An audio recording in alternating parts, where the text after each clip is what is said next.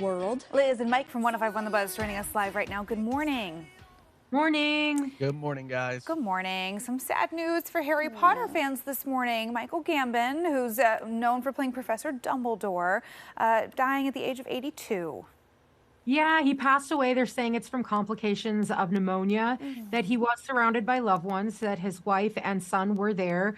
But I was a huge Harry Potter fan growing up, and I know obviously, like, he was a person outside of that character, but that was such a huge part of my childhood, and he helped make it extra magical because I remember going to all of the midnight like parties at the movie theater where you would wait and everybody would cheer for the movie to start, and it was just such a big deal and such a big aspect of my growing up that I feel like I have to say thank you, like a huge thank you, because his work and his dedication to his craft of acting is what brought Dumbledore to life for so many of those movies. Oh, absolutely. And, you know, it's interesting. He stepped into, it was a tricky role because he stepped into Dumbledore's role for the second movie. Richard Harris passed away after the first film. So I remember at the time thinking, oh my gosh, how are they going to recast Dumbledore? And Michael Gambon was just perfect.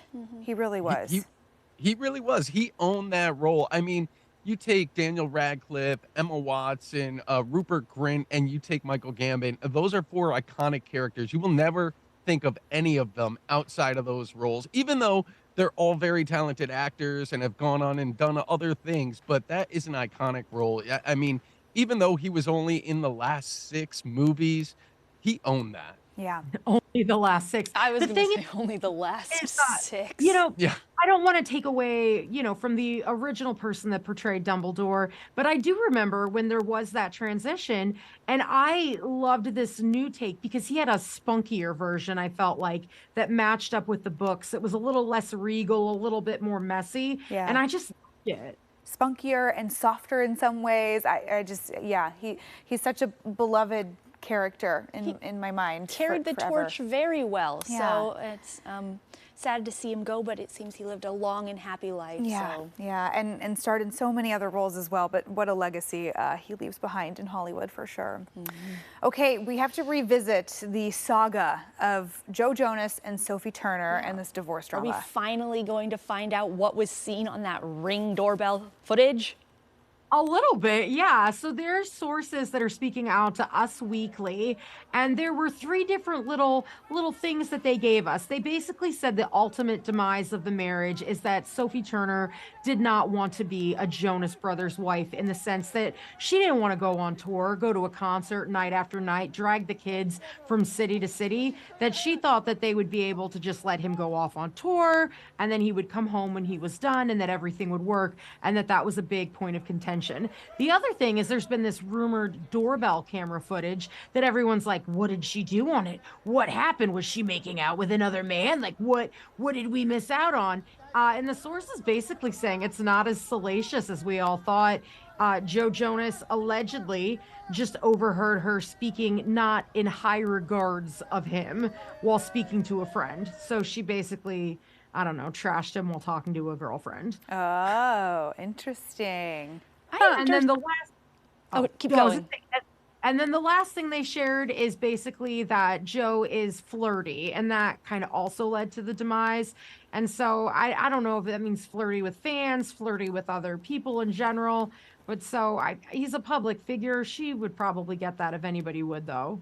Yeah, well, I hope he's flirty with people. I don't know what else he could be flirting with, but... Wow, that just goes to show celebrities, they're just like us. They get jealous and insecure and argue about their significant others, just like all of us. But I am sad to see it end in divorce, especially when there's kids involved. It's a bummer. I'm sad to see it too, but I understand where Sophie Turner is coming from a little bit, because she had a massively, wildly successful career. Right. Put it on the back burner so that she could start a family with Joe Jonas. She gave birth to beautiful children, kind of did like the motherly thing. Yeah. And she doesn't want to give her whole life to being his roadie. No offense, I wouldn't want to follow him around on tour either. Right, especially if there's like jealousy involved and you don't want to have to put yourself in there.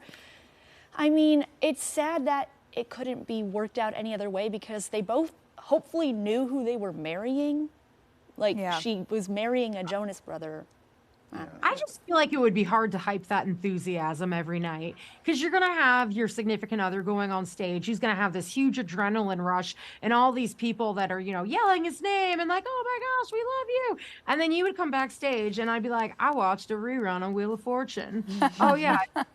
You know what I mean? Yeah. Like that's got to be hard to maintain because even though they're really talented in concert, I just don't think I could have the same enthusiasm for you if you were doing it night after night after night to hype you up. But the thing is, both of them being celebrities, somebody's got to go out there and make money right now. I mean, the past 3 years, Sophie Turner hasn't really been working. She's been focused on family and being a mother. Joe Jonas, the Jonas Brothers haven't really done anything. Well, Joe hasn't. Nick and Kevin are hosting TV shows and such, but Joe's got to get out there and he's got to make some money. So if he wants to go on tour, that's got to be like part of the program. You knew what you were getting into when you signed up for it. I also Yeah. don't think money was I don't not think listed as one of the issues. I don't Either think of it them is are one of hurting them. for cash, but I don't know. We'll see how it all plays out. They might be after if the divorce gets messy. Who knows? Ooh, goodness. All might right, have to well. be touring for a long time.